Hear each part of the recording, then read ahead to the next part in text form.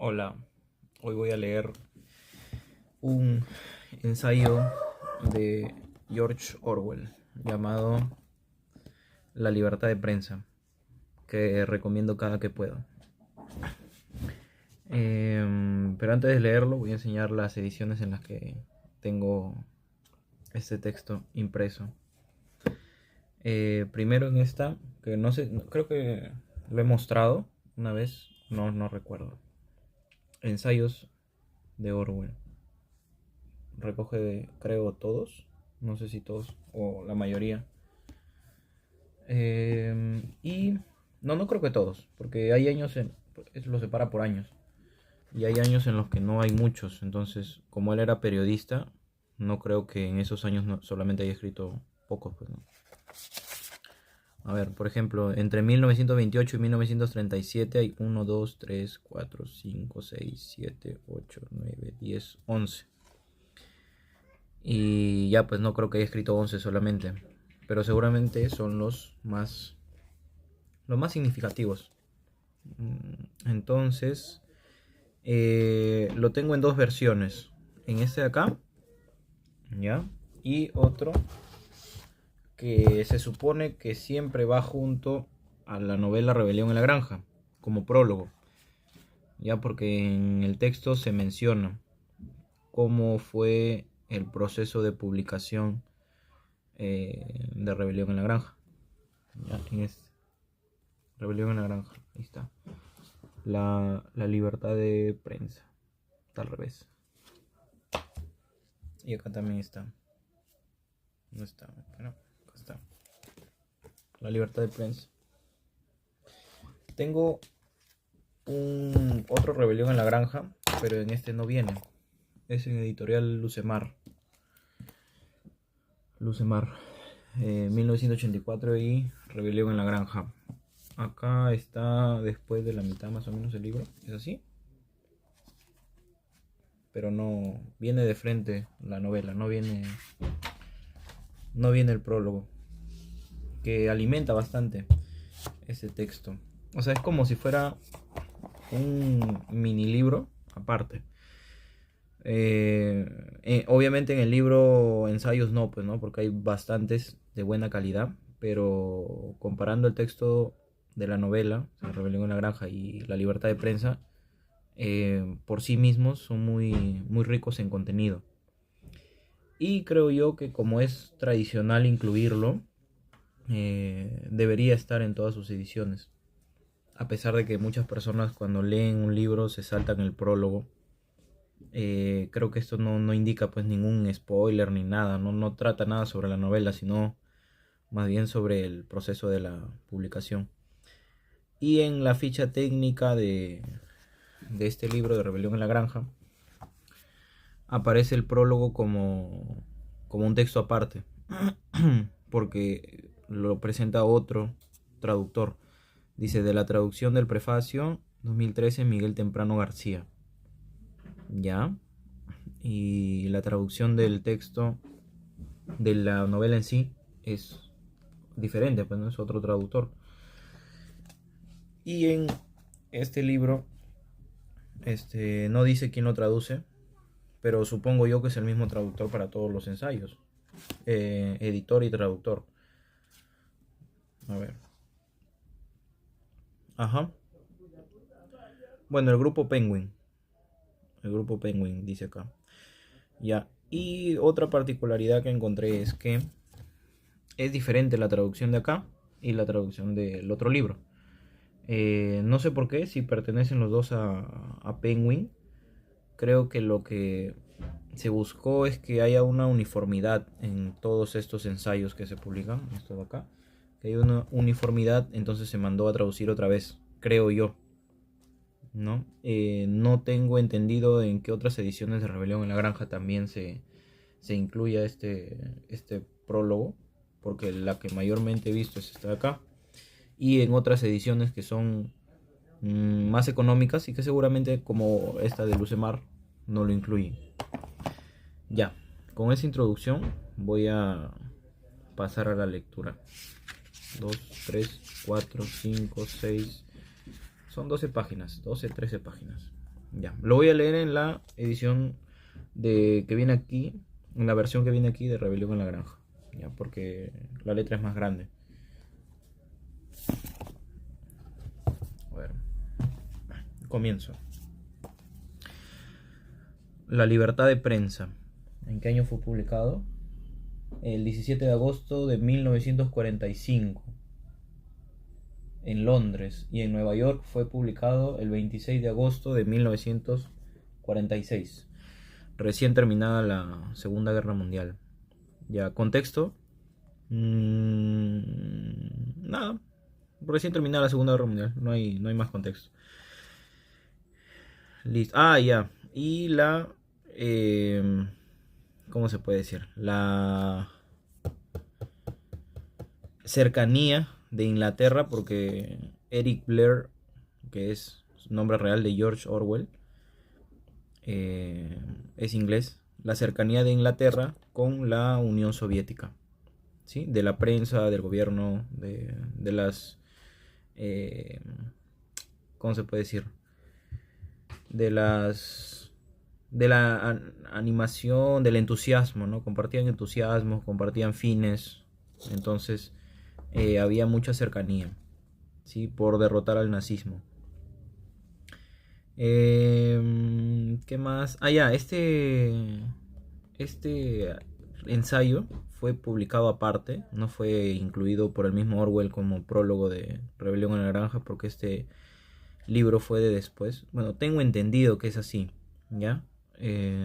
No sé si es diferente, ¿no? Yo tengo entendido que así pasó, que él lo publicó aparte y luego en ediciones posteriores este fue incluido dentro de la impresión de la novela. ¿Ya? Ya, ahora sí. La libertad de prensa. Concebí por primera vez la idea central de este libro en 1937, pero no lo escribí hasta finales de 1943. Una vez escrito, fue evidente que sería muy difícil lograr que se publicara, a pesar de la actual escasez de libros que garantiza que cualquier cosa descriptible como libro venda. Y de hecho fue rechazado por 4 editoriales distintas. Solo una de ellas lo hizo por motivos ideológicos. 2 llevaban publicando obras antisoviéticas y la otra no tenía un color político claro. Otro editor aceptó de entrada el libro, pero tras hacer los preparativos iniciales decidió consultarlo con el Ministerio de Información, que parece haberle prevenido o al menos aconsejado en contra de su publicación. Ministerio de Información. Ya, este texto no lo leo hace tiempo, ya, pero Ministerio de la Información o el Ministerio de la Verdad, más o menos. Entonces, de genio creativo tenía Orwell, pero su realidad le daba bastante. O sea, claro que se inspira y hay muchas similitudes con el contexto, ¿no? Pero Ministerio de la Información. Ministerio de Información, ¿de dónde? ¿Qué función no podría cumplir con ese nombre? Ya, a ver, sigo. He aquí un extracto de su carta. He aludido a la reacción... Ah, no, un ratito. Rebelión en la Granja trata sobre... Esa es una sátira sobre los totalitarismos. Entre paréntesis, totalitarismo soviético. ¿Sí? Es una parodia, por así decirlo, del que toma partido por la justicia social, asciende al poder y después se vuelve en lo mismo o peor de lo que había antes. ¿Ya? Entonces, por eso el descontento, ¿no?, de las personas que eran prosoviéticas. Ya. He aquí un extracto de su carta. He aludido a la reacción que obtuve de un importante funcionario del Ministerio de Información a propósito de Rebelión en la Granja. Debo confesar que la opinión que expresó me ha dado mucho que pensar. Ahora veo que podría ser un error publicarlo en el momento actual. Si la fábula tratase de los dictadores y las dictaduras en general, no habría problemas en su publicación. Pero, tal como veo ahora, sigue de un modo tan exacto el progreso de los rusos soviéticos y de sus dos dictadores, que solo puede aplicarse a Rusia y no a las demás dictaduras. Se refiere a los dos chanchos. Una cosa más. Resultaría menos ofensiva si la casta dominante en la fábula no fuesen los cerdos. Y hay un asterisco que dice: no queda claro si esta propuesta de modificación fue idea del señor o tuvo su origen en el Ministerio de Información, aunque parece tener cierto tono oficial. O sea, una recomendación de que cambie, de que no sean cerdos los que dominen, sino otro tipo de animal. Creo que la elección de los cerdos como casta dominante ofenderá sin duda a mucha gente, y en particular a cualquiera que sea un poco susceptible, como sin duda son los rusos. Ya. Cosas así no son un buen síntoma. Obviamente no es deseable que un departamento gubernamental tenga la capacidad censora, salvo en casos concernientes a la seguridad, a lo que nadie se opone en tiempos de guerra, sobre libros no subvencionados oficialmente. ¿Ya? Pero el principal peligro para la libertad de expresión y de pensamiento en este momento no es la injerencia del Ministerio de Información o de cualquier otro organismo oficial. Si los editores se esfuerzan en no publicar libros sobre determinados asuntos, no es por miedo a ser procesados, sino por temor a la opinión pública. Ya. El ensayo en general gira en torno a una idea, que no es que el Ministerio de Información persiga las publicaciones, sino que los mismos editores se cohíban de publicar sobre ciertos temas porque era un momento muy delicado, políticamente hablando. Entonces habla de algo mucho más peligroso que la censura en sí, sino que habla, no sé si de un sistema hecho adrede o de una situación o un contexto muy particular que implanta el miedo. Es una motivación intrínseca, así como se habla de la motivación intrínseca, que es la mejor motivación porque hace que tú hagas las cosas, y no por presiones, sino por propia motivación, o sea, ¿cómo se puede decir? Interna, ¿no? Entre paréntesis, estoy hablando coloquialmente. Al igual, ¿no? Al igual en este contexto se puede aplicar que por propia iniciativa, vamos a decirlo, ellos se autocensuran, ¿ya? Por presiones, puede ser, ¿no? De opinión, pero más es, creo, de valores. Porque el periodista poco le debe importar, ¿no? La opinión del público, ¿no? Cómo va a tomar su publicación, cómo va a tomar la verdad, creo yo, ¿no? Eso dejárselo para los políticos.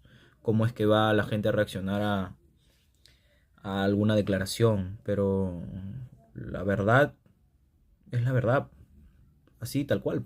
No debería enmascarársela. Y ya, a ver, sigo. Esta parte la resalté. En este país, la cobardía intelectual es el peor enemigo al que tiene que enfrentarse un escritor o periodista, y ese hecho no parece haber recibido la atención que merece.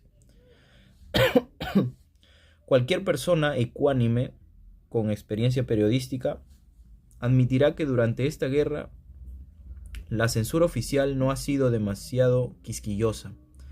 No hemos sido sometidos a la coordinación, entre comillas, totalitaria que habría sido razonable esperar.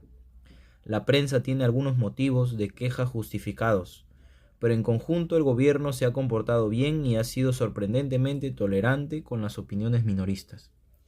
Lo siniestro de la censura literaria en Inglaterra es que en su mayor parte es voluntaria. Las ideas impopulares pueden silenciarse y los hechos inconvenientes mantenerse en la oscuridad, sin necesidad de prohibición oficial. Cualquiera que haya vivido lo bastante en un país extranjero conocerá ejemplos de noticias que habrían merecido grandes titulares y que la prensa británica decidió silenciar. no debido a la intervención del gobierno, sino a un acuerdo táctico general de que no convenía aludir a ese hecho concreto. Por lo que se refiere a los diarios, es fácil entender.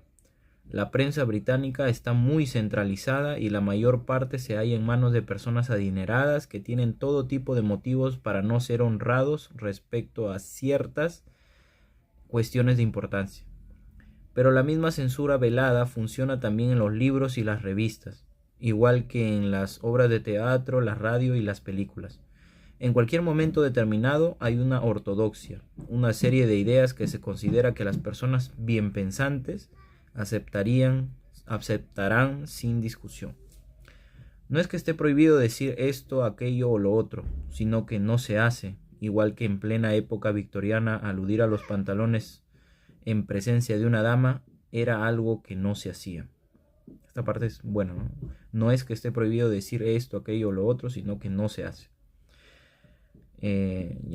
Cualquiera que desafíe la ortodoxia dominante se ve silenciado con una eficacia sorprendente.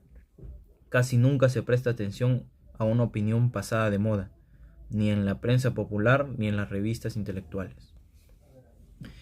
En este momento lo que exige la ortodoxia dominante es una admiración acrítica a la Rusia soviética. Todo el mundo lo sabe y casi nadie hace nada al respecto.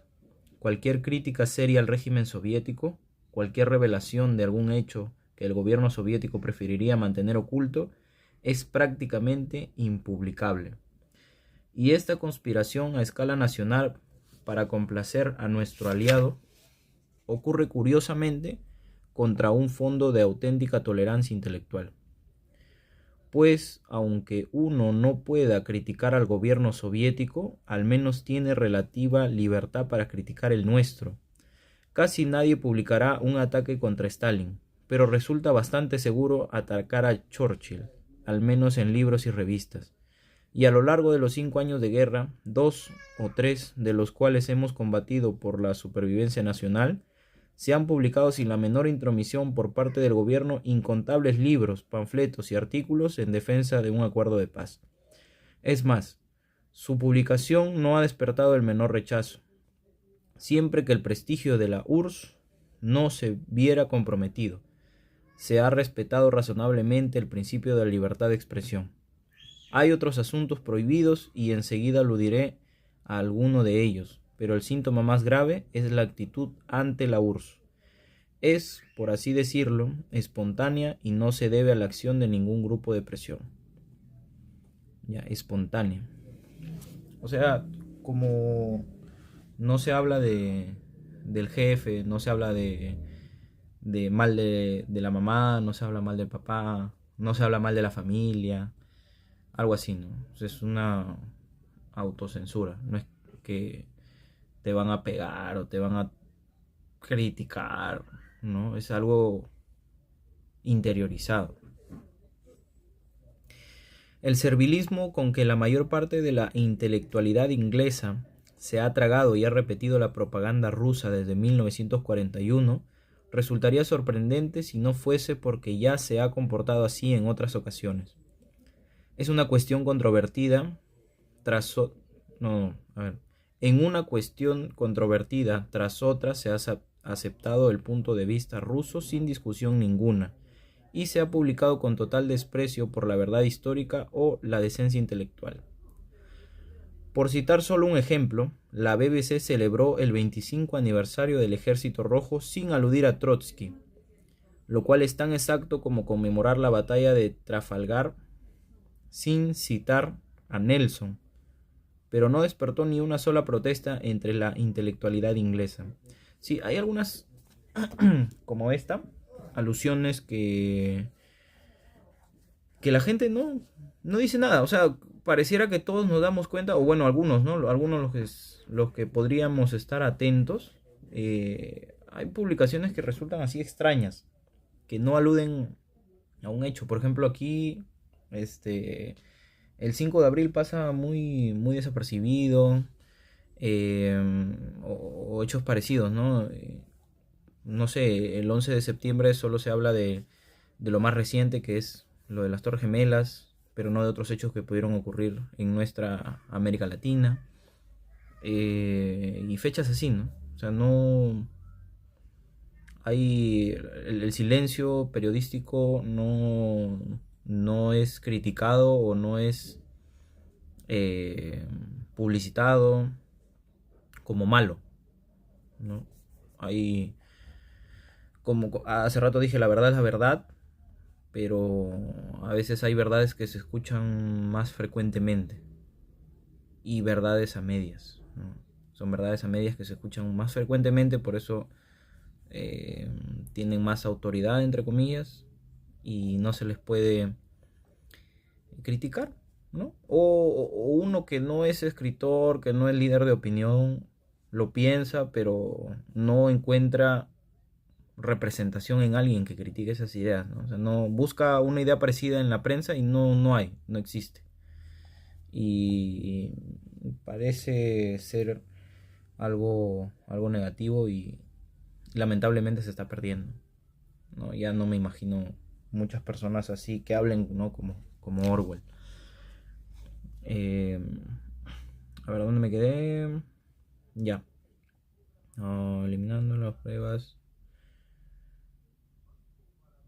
¿Dónde me quedé? Ya me olvidé ya. Ya, acá está. En las luchas internas en los diversos países ocupados, la prensa inglesa se ha alineado en casi todos los casos con la facción apoyada por los rusos y se ha denigrado a la facción opuesta, a veces eliminando pruebas materiales para hacerlo. Un caso particularmente flagrante fue el del coronel Mikhailovich, el líder chetnik yugoslavo.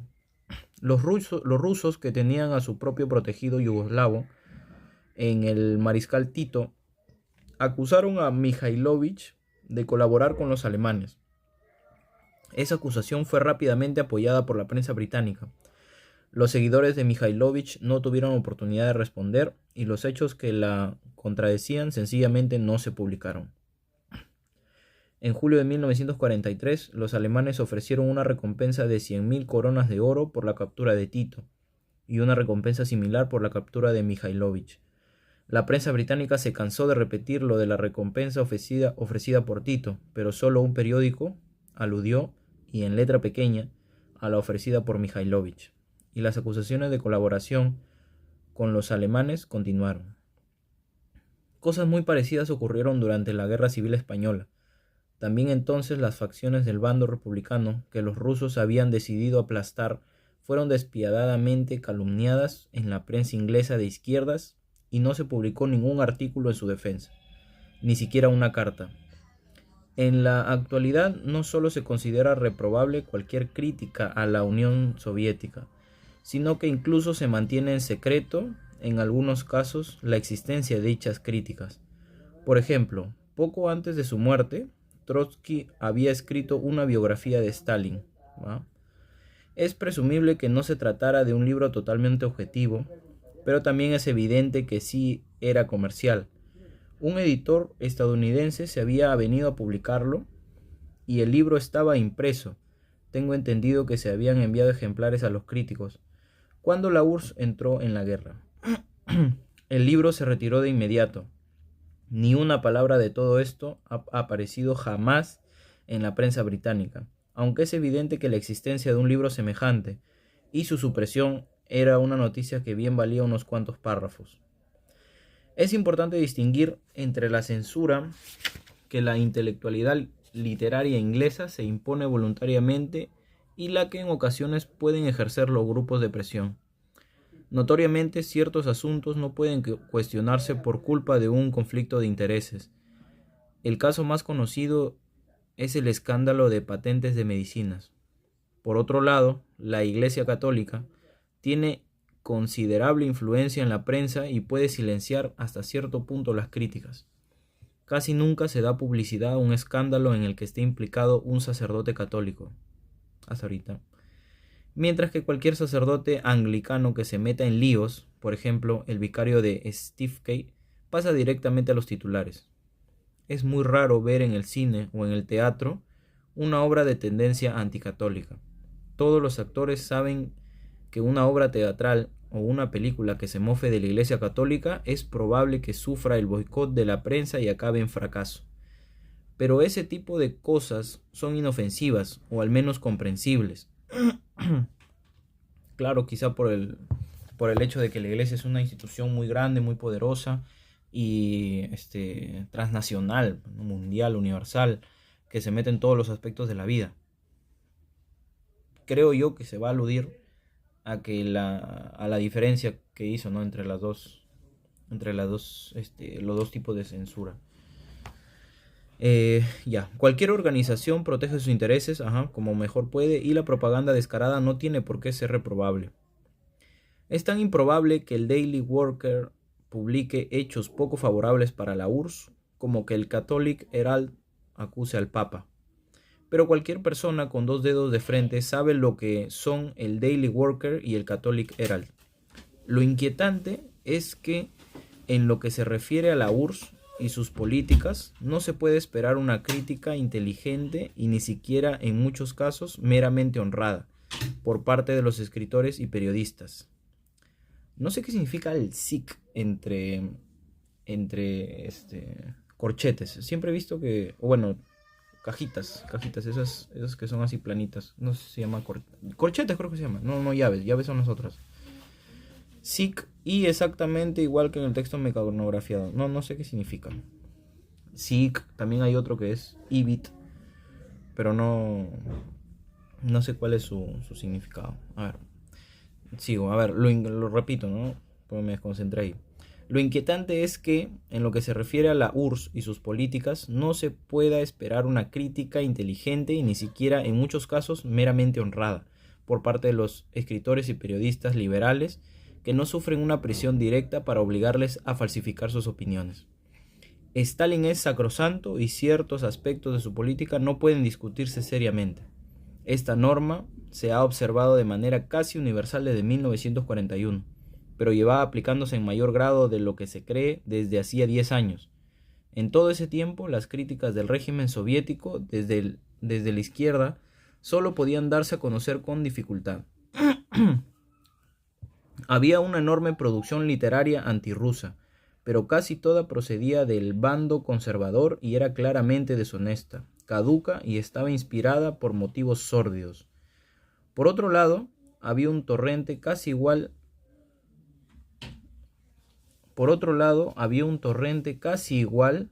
de copioso y deshonesto de propaganda prorrusa y una especie de boicot contra cualquiera que intentara discutir las cuestiones clave de manera adulta. Y aquí viene la parte que resalté. Era posible publicar libros antirrusos, pero hacerlo equivalía a ser ignorado o malinterpretado por casi toda la prensa intelectual. Ya, acá sí tengo un conflicto. Ahorita me he puesto a pensarlo mientras lo leía. Yo soy una de las personas que casi siempre ataca las opiniones que van en contra del fervor popular. Y aquí pienso que yo caigo en un error, ¿no? En el error, ¿no? Que el fervor popular en ese momento era lo prosoviético y la prensa iba a favor de eso y las personas que opinaban tenían que ir a favor de eso, ¿no? Yo, por ejemplo, me imagino alguna situación que ha habido, ¿no?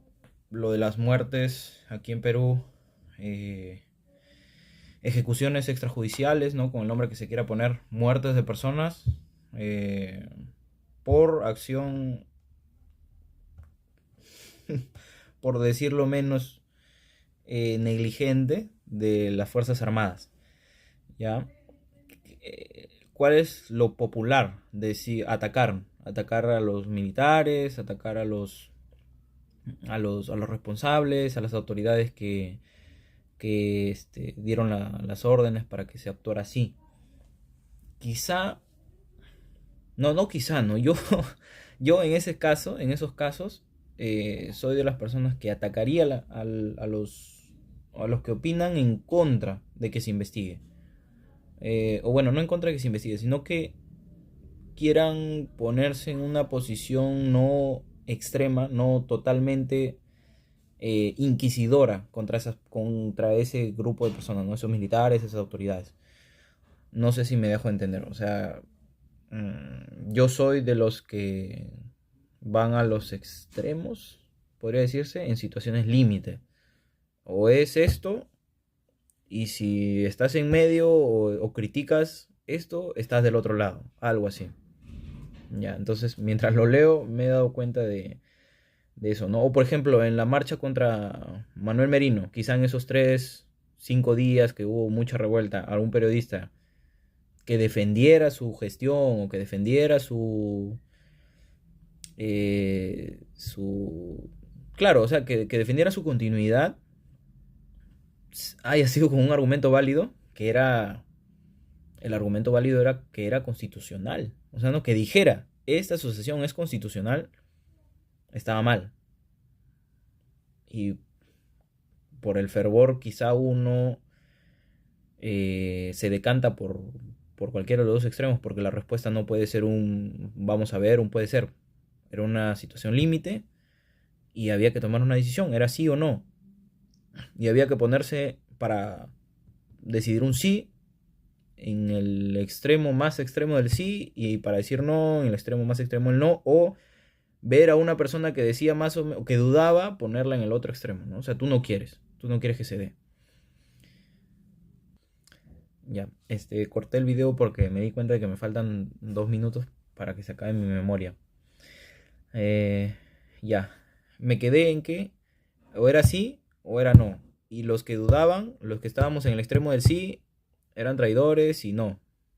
Ya, yo me siento dentro del grupo de esas personas que critica a Orwell aquí, ¿no? O sea, yo como prensa, me imagino, ¿no? Yo como prensa, veo que alguien está publicando a favor de Manuel Merino en pleno debate de si se debe quedar o se debe ir. Yo lo ignoraría totalmente, aludiría malamente al periódico del que proviene su opinión y ya está. Y bueno, a ti nadie te hace caso, nadie te escucha porque tu opinión es impopular. Algo así. Pero creo que hay causas más justas que esta. O sea, yo estoy haciendo se puede hacer mea culpa, ¿no? Una reflexión a partir de mi conducta por haber leído esto. Pero, como digo, hay razones más justas, pues, ¿no? En el caso de Manuel Merino, en las protestas murieron 2 personas y había de qué agarrarse, pero esconder genocidios, esconder cifras, esconder una, dos, tres cosas, bueno, eso es ya más repudiable, pues, ¿no? O sea, por intereses. Ya manejar una narrativa que, este, que niegue verdades, ya es otra cosa, pues, ¿no? Yo lo mío lo creo ahora en pequeña escala. Pero quizá esta actitud me lleve a cometer errores en algún futuro en el que se dé una situación más de largo aliento, por así decirlo. Ya, ya borré archivos para seguir grabando. La dinámica que hago es, termino de grabar un video, lo subo y de ahí lo borro, porque pesa como 20 gigas más o menos. Entonces tengo que borrarlo para poder grabar otro, porque no tengo mucho espacio en mi dispositivo. Y ya lo que quería hacer en la parte anterior era terminar primero mi mea culpa que dije, ¿no? Hablar sobre este error que yo cometo cada vez que existe una situación muy álgida, ¿no? Que no, nos, nos vuelve vulnerables a ponernos en una posición muy extrema. Y en el Perú, sí, hay situaciones que nos obligan prácticamente, ¿ya? eh, es muy recurrente. Y entonces, casi siempre los extremos son dos, pues, ¿no? Porque podría haber más, quizá, una tercera opinión, pero ya no serían extremos. Mm, No, puede ser entre tres personajes. Es que tres, acá casi nunca, tres pasan a la palestra. Casi siempre son dos. O es uno contra el resto, o es uno contra uno, pero tres es, es menos atractivo, creo. Creo, menos atractivo. Entonces, por eso seguramente es que somos así, pues, ¿no? Somos como somos. Ya, a ver, ¿dónde me quedé? Sacrosanto, esta norma se ha observado, ya. Era posible publicar, es posible, madera adulta, ya. Por acá más o menos. A ver, era posible publicar libros antirrusos, pero hacerlo equivalía a ser ignorado o malinterpretado por casi toda la prensa intelectual. Ya, eso sí lo había leído. Ahora sí. Tanto en público como en privado se te advertía de que eso no se hacía. Lo que decías podía ser cierto, pero era inoportuno. Esa es la palabra, inoportuno. Sí, porque después la reflexión lo lleva a uno a decir, ¿no? Sí, Manuel Merino quizás se podría haber discutido su estancia. Y hay hechos mucho más justos, entre comillas, que no... a ver, es que es muy complicado, es muy complicado. Ya, por ejemplo, pongo lo de las muertes.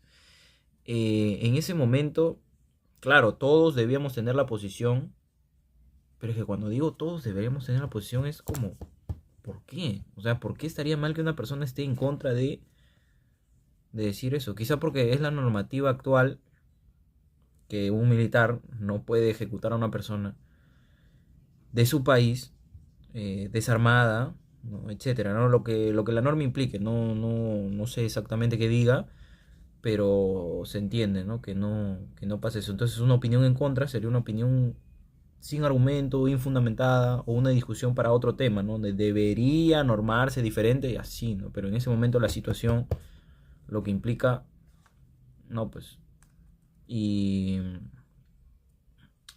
y ya, pues, no, inoportuno puede ser. Sí, sí, las situaciones límites implican que muchas cosas que se digan van a ser inoportunas, pero no necesariamente que sean inoportunas, eh, este, signifique que después va a ser la reflexión correcta. No necesariamente. Y peor acá, que la gente habla según sus intereses, según según sus sentimientos, sus pasiones políticas. Entonces creo que es diferente, ¿no? Comparar la prensa inglesa con la prensa peruana, no, pues, ¿no? Con la prensa, o con el medio político, ¿no? Con los que opinan a partir del medio político, ya, para dejarlo así mejor, ¿no? Un saludito a Pancho de Pierola. Lo que decías podía ser cierto, pero era inoportuno. Y le hacía el juego a tal o cual interés reaccionario. Esta postura se defendía basándose en que así lo exigían la situación internacional y la apremiante necesidad de una alianza anglo-rusa, pero era evidente que se trataba de una mera justificación. La intelectualidad inglesa, o una gran parte de ella, había desarrollado una lealtad nacionalista a la URSS y en el fondo consideraba que cualquier duda sobre la sabiduría de Stalin era una especie de blasfemia. Aquí también el endiosamiento, endiosamiento creo que se dice, endiosar a alguien, como Stalin, su figura, es negativo, pues, ¿no? O sea, ahora que lo pienso un poquito más, es ese uno de los componentes negativos que tiene esta problemática, endiosar a alguien. Por eso lo decía hace un momento, una situación límite más a largo plazo, más de largo aliento, eh, le transfiere más culpa a la persona que la defiende fervorosamente, ¿no? Porque ya a largo plazo por ejemplo, si alguien se mantuviera en la misma posición a partir de un hecho específico que duró un par de días, ¿no? Hasta ahora, siguiera pensando lo mismo que pensó en el momento en el que se enteró de eso, sin haberlo reflexionado, o que su reflexión lo lleve a lo mismo, sin matices, en el mismo extremo, ya pues, ¿no? Es alguien muy corto. Creo que aquí, a ver, defendible tampoco, no sea complicado. Rico para poder vernos, ¿no? Es una muy buena imagen de nosotros mismos.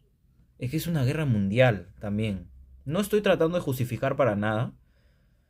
Yo sé que los dogmas son malos, ¿no? Etcétera. Pero el dogma es malo cuando te das cuenta de que es dogma. Pero mientras tanto no es así, pues no es tu posición y es lo que tú opinas y etcétera. Y es lo mejor para ti y lo mejor para todos. Em, pero es que era una guerra mundial, pues, ¿no? Ahorita quizá lo digo con un poquito de cólera, ¿no? Pero no vamos a comparar, pues, ¿no? Una guerra mundial con los hechos que pasan aquí. Entonces nosotros tenemos un poquito más de aire para decir las cosas, pero también puede ser que se trate esta de una coyuntura política muy fuerte que, que pueda no dejarnos respirar para, para dar una opinión más elaborada, ¿no? Y que tú te pongas un poquito a la izquierda de algo y el siguiente problema te obligue también a estar un poquito a la izquierda de ese algo y seguimos así y otro problemita pasa y entre esos se va ocurriendo otro y otro y otro y no hay una, entre comillas, una primavera que te haga o unas vacaciones, ¿no? Unas vacaciones que te hagan decir, no, bueno, quizá en esta parte estuve mal, en esta parte actué por presión propia de mis opiniones, porque las propias opiniones también pesan sobre uno. Haber dicho algo sobre tal persona o sobre tal hecho lo obliga a uno a decir algo parecido en la siguiente oportunidad, creo yo, ¿no? También se puede llamar a este tema lo que pasó con los escritores del boom, ¿no? A partir de sus opiniones sobre la Revolución Cubana y todo el movimiento, ¿no? Latinoamericano coherente con esta posición. Y del rompimiento de algunos de los escritores, o de muchos de los escritores, y de muchos de los intelectuales, de los artistas de esa época con ese movimiento, ¿no? que se dio a partir del caso Padilla. Puede ser también un caso de reflexión, ¿no? Porque no, ¿cómo vas a decir eso? Si ellos son los que nos están salvando, ellos son los que nos están haciendo mejores, y la dignidad, y etcétera, ¿no? Una palabra con la que le gusta atacar aquí en el Perú, a las personas que son antifujimoristas. Sí, pues la dignidad no se come, ¿no? Algo así. Yo estoy muy en desacuerdo porque me lo han dicho también. Estoy muy en desacuerdo con que digan, no, la dignidad no se come, pero es que acaso uno tiene que arrastrarse, ¿no? Por un plato de comida. O sea, no es digno, ¿no? Es como los derechos humanos son mínimos, porque la dignidad, lo mínimo a lo que puede aspirar un ser humano, lo mínimo. Entonces, decir que la dignidad no alimenta es muy, muy ofensivo, muy tonto, etcétera, y todos los etcétera, ¿no? Que le quepan. Y ya hasta ahí mi paréntesis. A ver, sigo.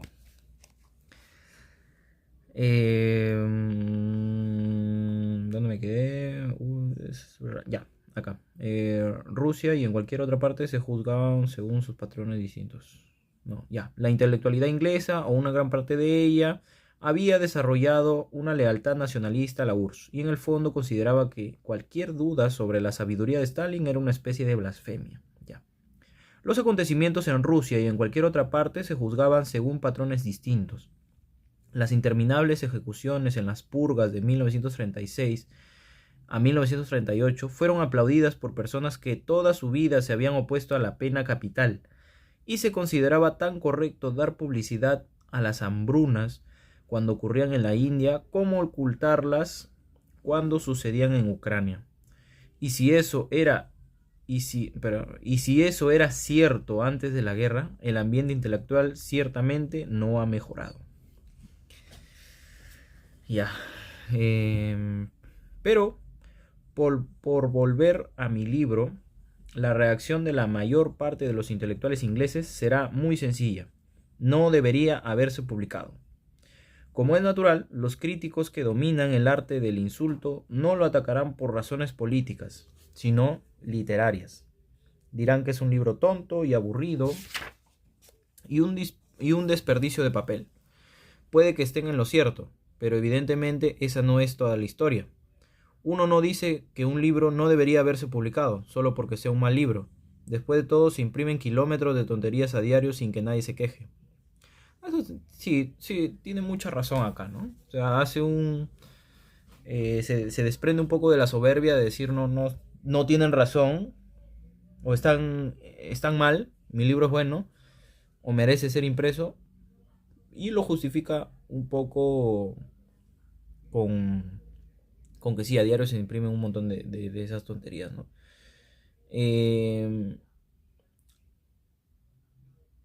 Como en la economía, en el arte, creo que también existe esa mano invisible, ¿no? Que lo que gusta es lo que perdura y lo que no gusta es lo que se desecha. Entonces, papel creo que sobra, lamentablemente, en muchos casos sobra. Y ya pues el libro se tiene que imprimir y si gusta se imprimirá más y si no gusta se dejará de imprimir. Y lamentablemente hay cosas que gustan y que no deberían, pero no se puede cambiar eso, pues, lamentablemente. Ya. La intelectualidad inglesa, o su mayor parte, pondrá objeciones a este libro porque calumnia a su líder. Con mayúscula lo puso. Y, tal como lo ven ellos, perjudica a la causa del progreso. Eso también. O sea, adjudicar a tu opinión o adjudicarse a tu opinión una causa.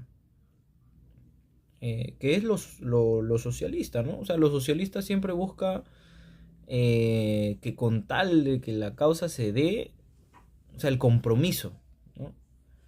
Que uno siente ese compromiso de que si no suma, uno es incorrecto y no tiene la libertad de acción. Entonces, todo tiene que ir a favor de la causa, ¿no? Y este hermanamiento que existe y etcétera, ¿no? Todo tiene que ir a favor del cauce que nosotros hemos trazado, o que el líder nos ha trazado, o que la causa, etcétera, ¿no? El nombre que se le dé.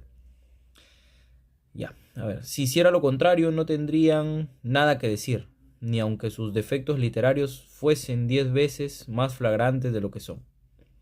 El éxito, por ejemplo, del Club de Libro de Izquierda en un periodo de 4 o 5 años demuestra lo dispuesto que estarían a tolerar la escritura tanto chapucera como apresurada, siempre que les diga lo que quieren oír.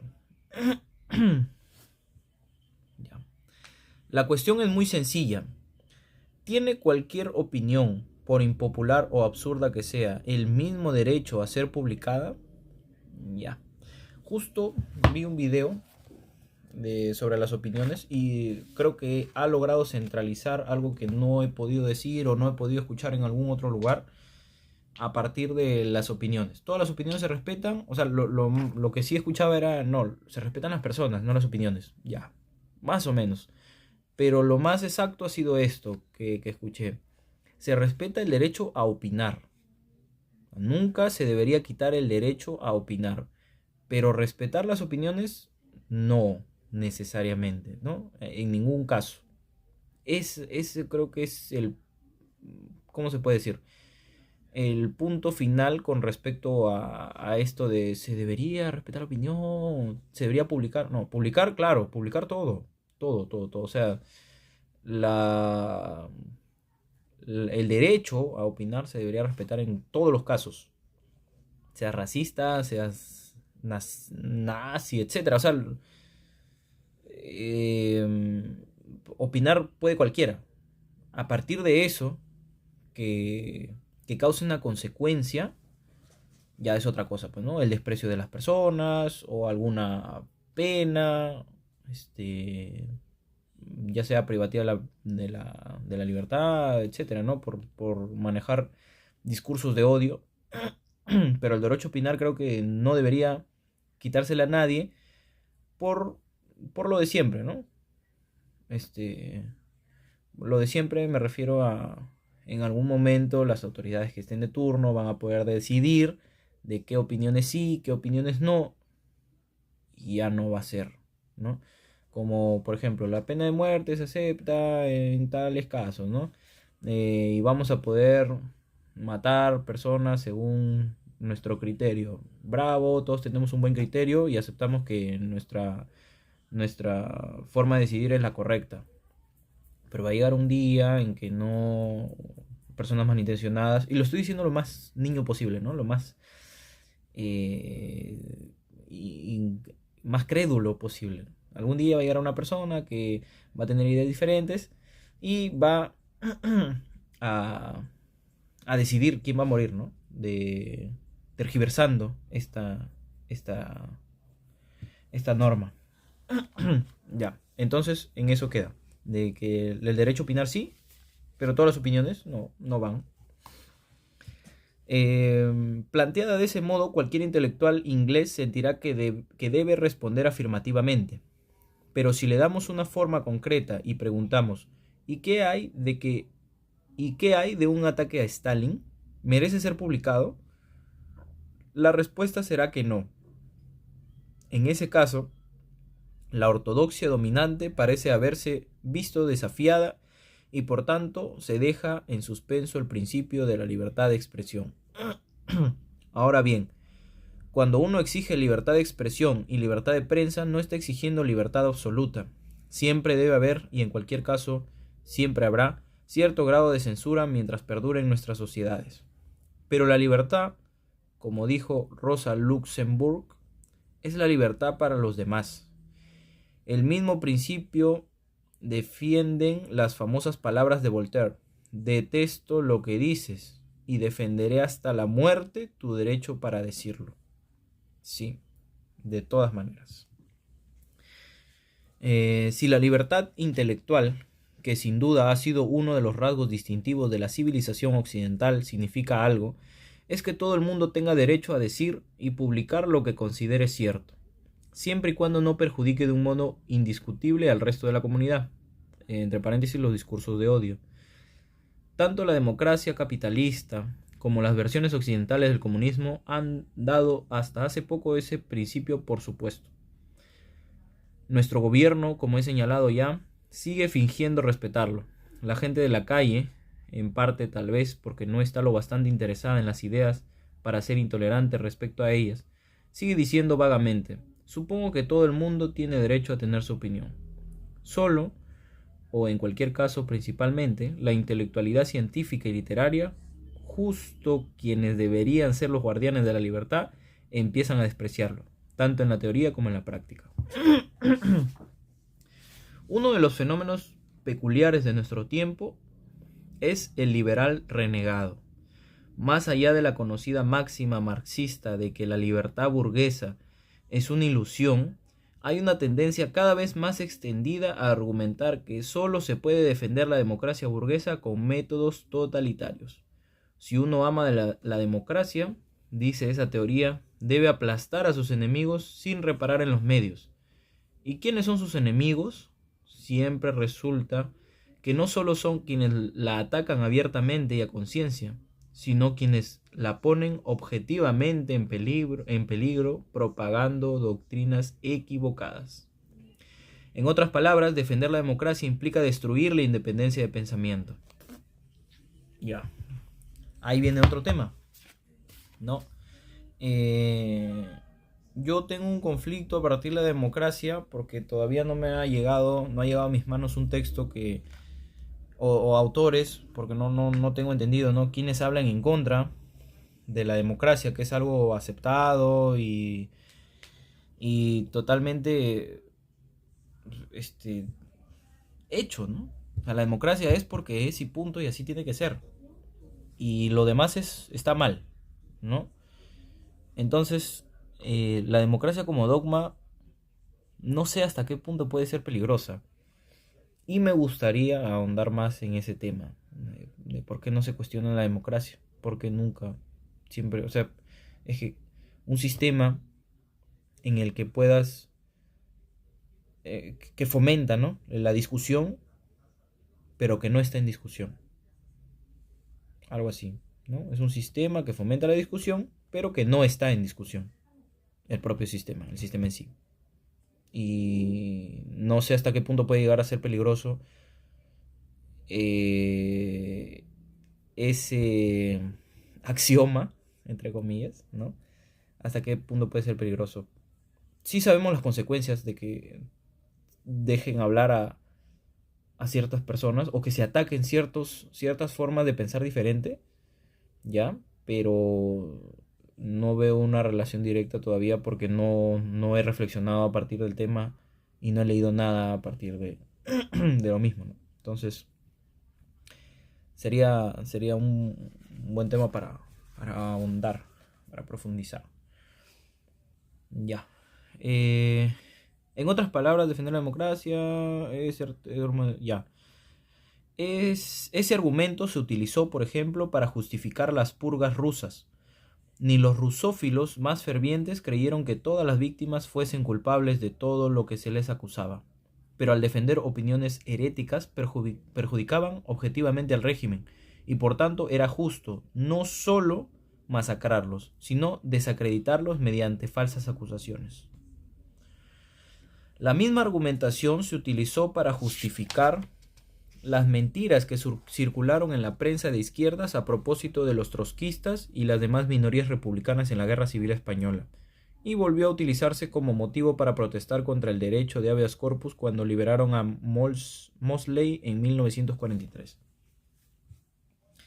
Esta gente no entiende que si se favorecen los métodos totalitarios llegará un día en que se utilizarán contra ella y no por ella. Eso es lo que decía hace rato, pues, ¿no? Que en algún momento la forma cambiará su contenido y va a ser perjudicial. Si uno se acostumbra a encarcelar a fascistas sin juicio previo, es posible que el proceso no se detenga ahí, claro. O sea, primero está justificado porque son fascistas, ¿no? Pero el debido proceso tiene que ser para todos, porque hoy son fascistas y mañana va a ser a los que estén en contra de cualquier idea política de las personas que estén en el gobierno. Y así, a eso me refería hace un momento, ¿no? Poco después de la reapertura del Daily Worker, tras su cierre, estuve dando una conferencia en una universidad obrera del sur de Londres. El público eran intelectuales de clase obrera y de clase media baja. El mismo tipo de gente que uno encontraba antes en las sucursales del Club del Libro de izquierda.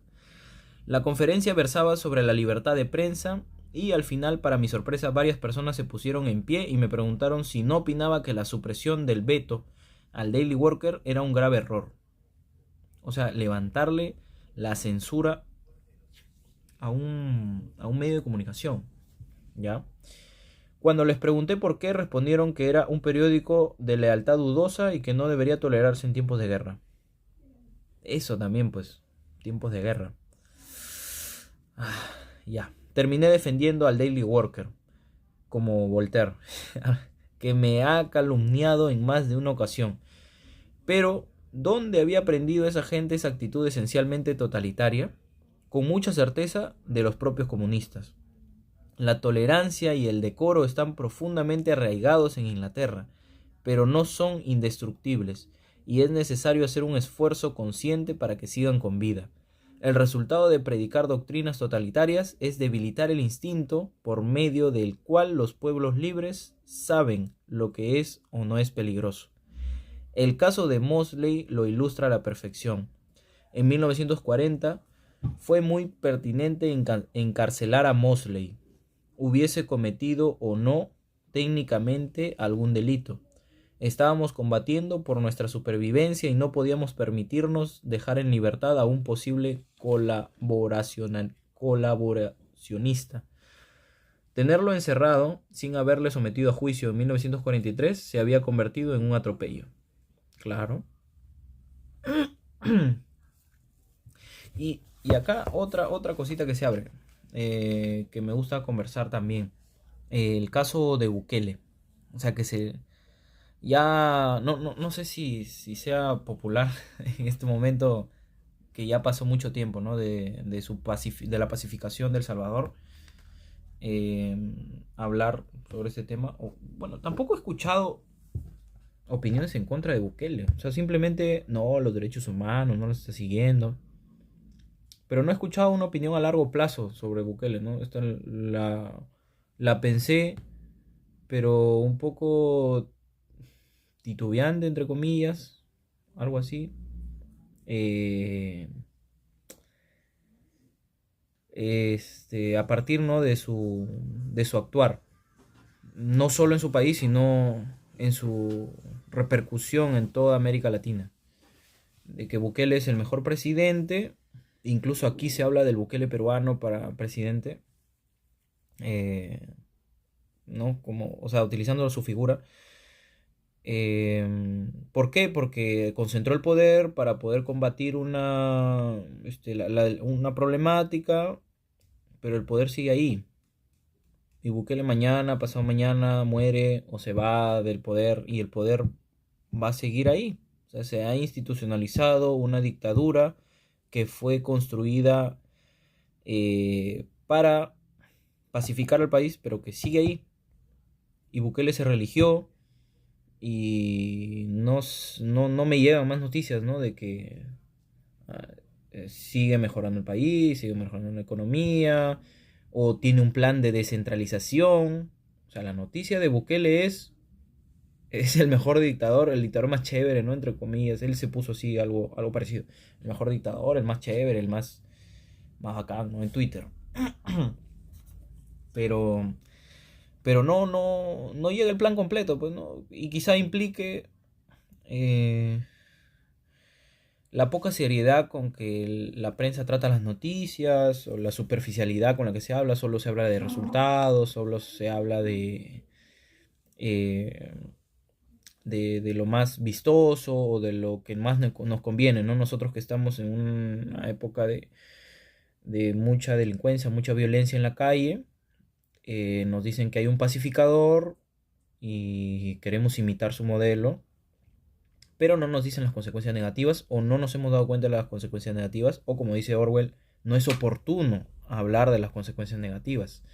Si aquí vendría un Bukele, que no sé si ya hubo con Fujimori, alguien que concentre el poder para atacar una problemática y después que ese poder se quede ahí. Por ejemplo, si Fujimori hubiera terminado, o no, para no redundar, ¿no? Hubiera concluido su gobierno en buenos términos, el poder hubiera seguido ahí y el presidente hubiera tenido las mismas facultades que tuvo él. Y si el presidente hubiera venido más malintencionado que él, hubiera sido muy perjudicial.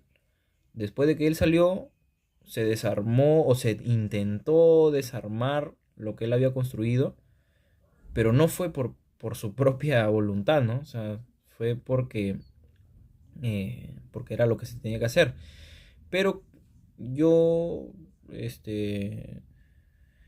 creo que esa política o ese conjunto de políticas que impulsa Bukele deberían venir acompañadas de un plan de descentralización, porque él no es el rey de El Salvador, él no es el mejor, él no es nada, pues no es un servidor público que alcanzó mucha popularidad por sus resultados y que ahora debería dejar de creérsela, dejar de llenarse de ropa dorada y descentralizar y hacer funcionar la maquinaria sin él, y que no deje un hueco muy grande cuando se vaya y que ese hueco lo llene un elefante también, un elefante como él, peor que él,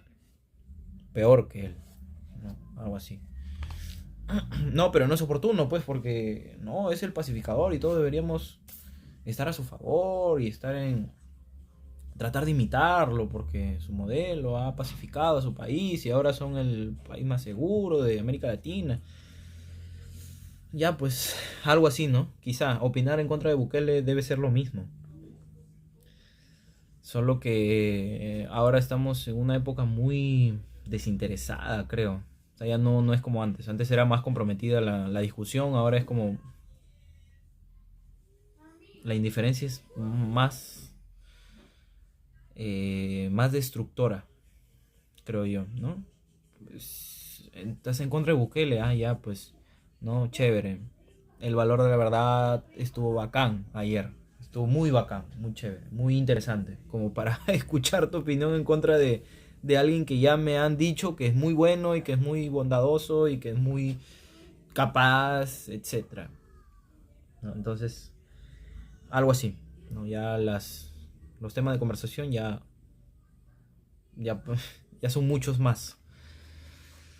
Ya. Y la violencia todavía no nos ha golpeado lo suficiente, quizá, ¿no? Por eso es que no nos duele tanto.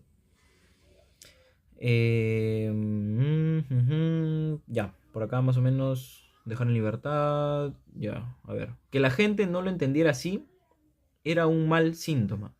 Aunque es cierto que la agitación contra la liberación de Mosley fue en parte artificial y en parte la expresión de otros motivos de descontento. Pero, ¿hasta qué punto la presente tendencia hacia la forma de pensar fascista tiene que ver con el antifascismo de los últimos 10 años y la falta de escrúpulos que ha supuesto? Es importante darse cuenta de que la rusomanía actual es solo un síntoma del debilitamiento generalizado de la tradición liberal occidental. Si el Ministerio de Información se hubiese entrometido hasta vetar definitivamente la publicación de este libro, el grueso de la intelectualidad inglesa no habría visto nada de malo en ello. Pensé que en este párrafo iba a decir que más bien la intelectualidad iba a salir en contra, ¿no? O sea, a favor del derecho, cuando se vetara, lo vetara una autoridad, pero dice que no lo habría visto nada de malo, y seguramente sí, ¿no? O sea, cuando se ataca al enemigo, normal, está justificado, ¿no? Si matan a alguien que está en contra de tus ideas políticas, por más que tú defiendas el derecho a la vida, o se le secuestre, ¿no? El derecho a la libertad, se le meta preso, o se le bote del país, tú vas a estar a favor porque está en contra de tus ideas y es algo así.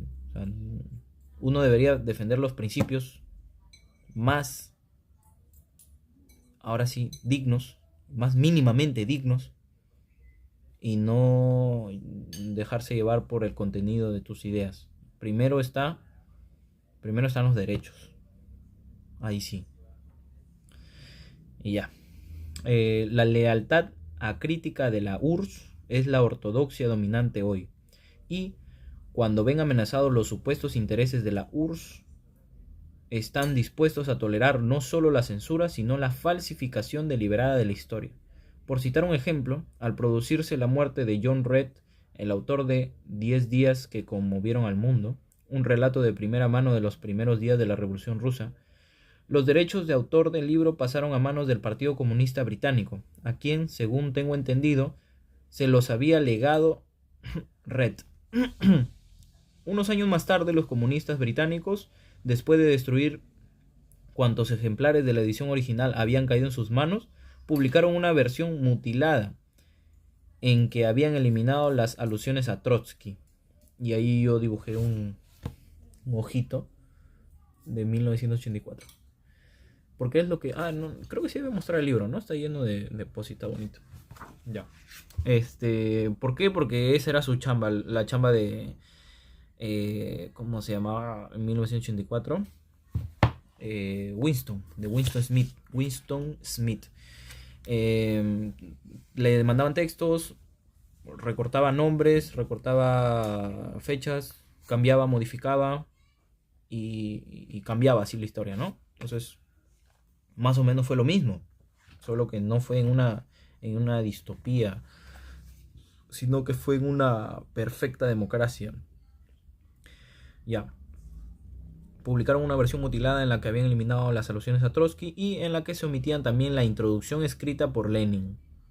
Hasta omisiones, ¿ya? Así como si comenzaran a imprimir la Rebelión en la Granja sin este prólogo, y después los chanchos se volvieran lobos, y después no fueran 2 y no fuera 1, o fueran 3, y etcétera, ¿no? O sea, todo a favor de la gente que están atacando en este material.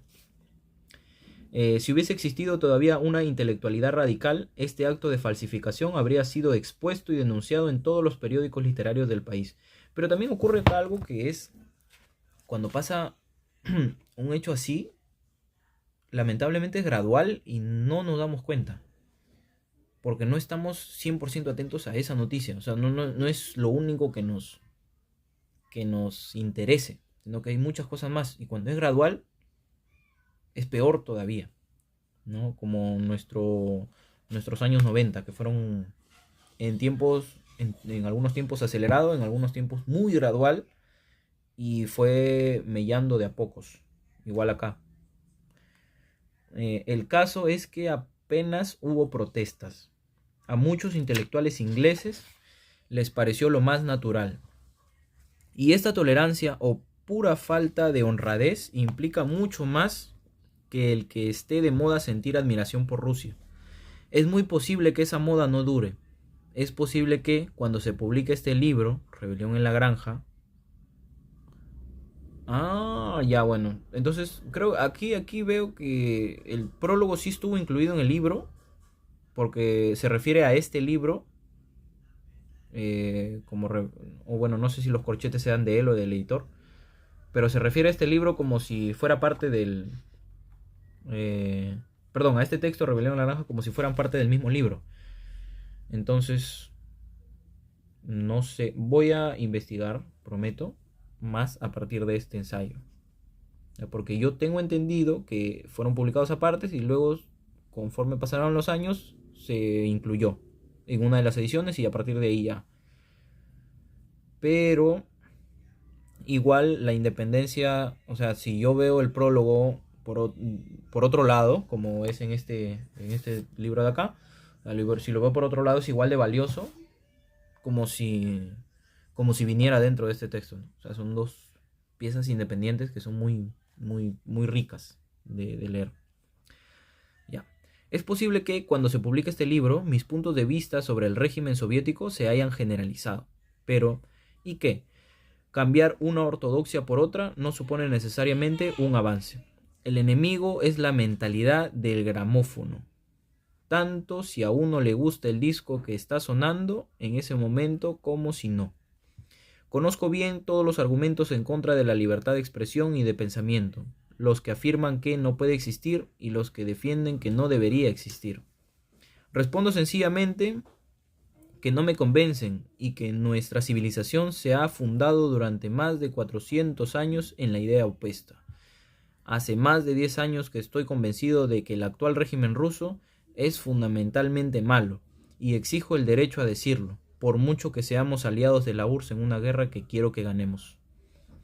Si tuviese que escoger un texto para justificarme, elegiría el verso de Milton, por las leyes conocidas de la antigua libertad. Por las leyes conocidas de la antigua libertad. ¿Ya? La palabra antigua subraya el hecho de que la libertad intelectual es una tradición profundamente arraigada, sin la cual la cultura occidental apenas podría existir. Muchos de nuestros intelectuales están apartándose de manera visible de esta tradición. Han aceptado el principio de que un libro debería publicarse o suprimirse, alabarse o condenarse, no según sus méritos, sino según la conveniencia política.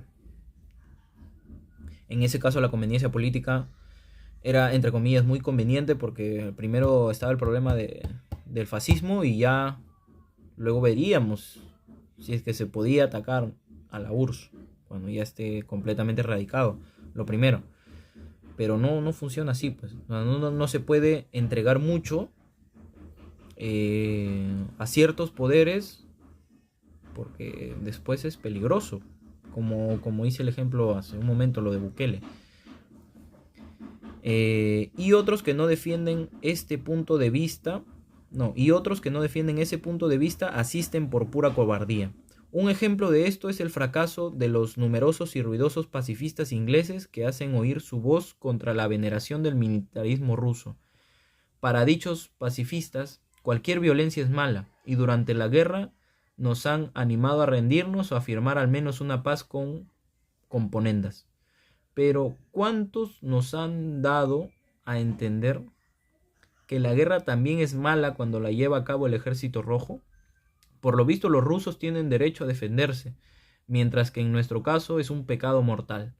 Semejante contradicción solo puede explicarse de un modo, es decir, mediante un deseo cobarde de alinearse con el grueso de la intelectualidad, cuyo patriotismo está volcado con la URSS más que con Gran Bretaña. Claro, o sea, nosotros somos malos por estar en una guerra, pero ellos sí está justificado, pues, ¿no?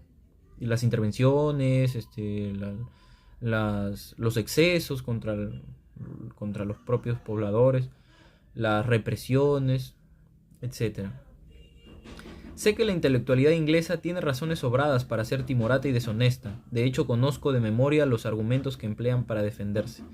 Pero dejémonos al menos de tonterías sobre defender la libertad contra el fascismo.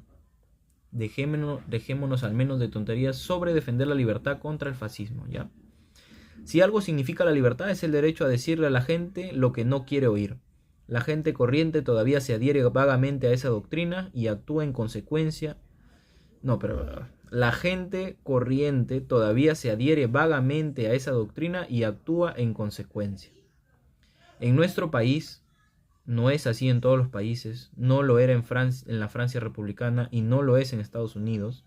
Son los liberales quienes temen a la libertad y los intelectuales quienes pretenden denigrar el intelecto. He escrito este prefacio para llamar la atención sobre este hecho. Ya, bueno, aquí me convenzo de que este no es un ensayo independiente, sino que es prefacio del libro Rebelión en la Granja. Entonces, termino con una disculpa a quien escucha y a mí mismo. No, me disculpo conmigo mismo por haber creído sin haberle puesto atención, ¿no? Yo siempre que lo que menciono, en el principio lo dije, lo recomiendo cada que puedo. Y lo recomiendo con esto de fue escrito aparte y después se fue incluyendo en no sé dónde no entiendo dónde lo escuché.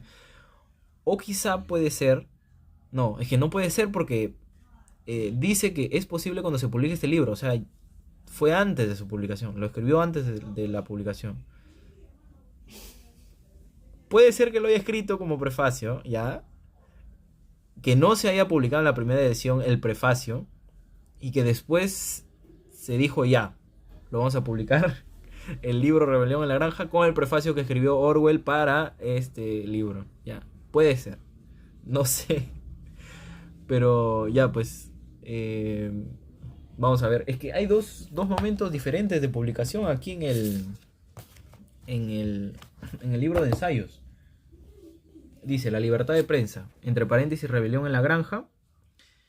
Y debajo dice Londres, 17 de agosto de 1945, agosto. Y un año después, Nueva York, 26 de agosto de 1946. Entonces, no sé por qué hacen esa distinción.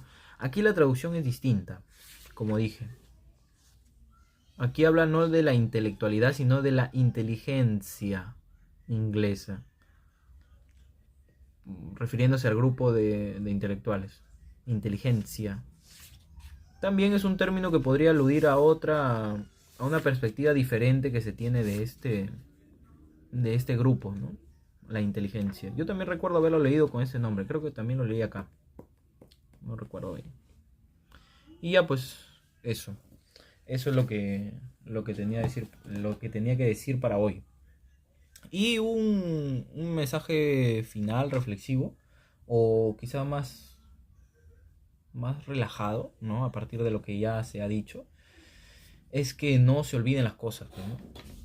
Que se siga imprimiendo, que se siga publicando, que se siga diciendo todo lo que uno opina. Ya el criterio colectivo se va a encargar de poner en su sitio las cosas, sea mal, sea bien, pero creo que por ahora es lo que tenemos, lo más preciado, lo más justo, lo más, eh, ¿cómo se puede decir? Lo más equitativo, lo más defendible que tenemos.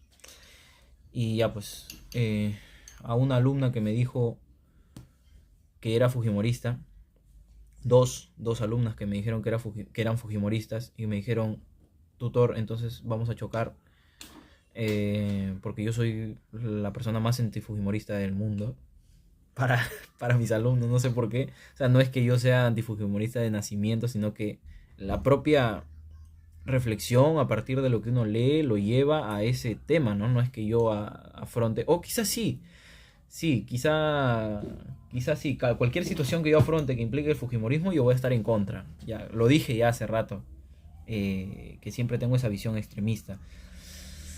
Y podría hablarse del fujimorismo como algo a largo plazo también, ¿no? Es una coyuntura de largo aliento, porque hasta ahora despierta pasiones.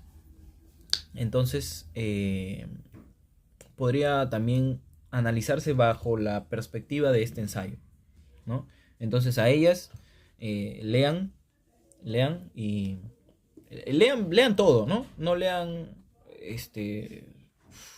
libros de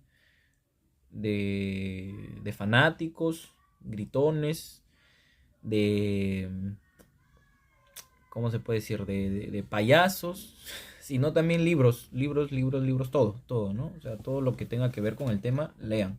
Si es que quieren formarse una opinión no sesgada al respecto.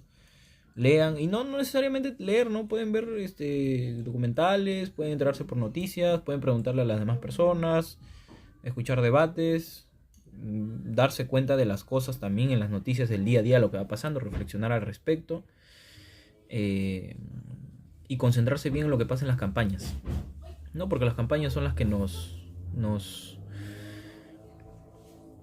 quitan la máscara, nos sacan la piel y nos dejan la carne viva, nos hacen ver tal cual somos y nuestra forma más fea, ¿no?, de ser. Y listo, eso es todo. Nos vemos en algunos días cuando tenga algo más de qué hablar.